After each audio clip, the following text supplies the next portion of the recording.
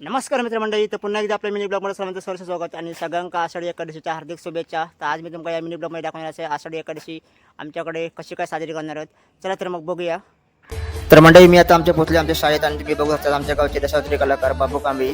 तर काकाने मस्तपैकी सुंदर असं मेकअप केल्याने होतो आणि तुम्ही बघू शकता सुंदर असं विठ्ठलाचं मेकअप वगैरे आणि विठ्ठल तर सेम टू सेम विठ्ठल असं वाटत होतं, बघू शकता। आणि नंतर आम्ही पोहोचलो विठ्ठल रखुमाई मंदिराकडे। तर सुंदर असा विठ्ठल रखुमाई मंदिर शेतमाच्या बाजूकच असा। तर आम्ही आता खराच्या विठ्ठल रखुमाईकडे पोहोचलो आणि सगळी मुलं आता प्रदक्षिणा घालू तयार झालेली। तर विठ्ठल रखुमाईच्या मंदिराकडे सगळी मुलं थांबली आणि नंतर दिंडी सोहळा चालू झालो। नंतर आम्ही दर्शन घेतलं विठ्ठल रखुमाईच्या गाभाऱ्याकडे। तुम्ही बघू शकता आषाढी एकादशीचा दर्शन विठ्ठल रखुमाई एक मस्तपैकी सजवलेला होता आणि नंतर मग मुलांची नृत्य वगैरे चालू झाली। तर तुम्ही बघू शकता दिंडी सोहळा।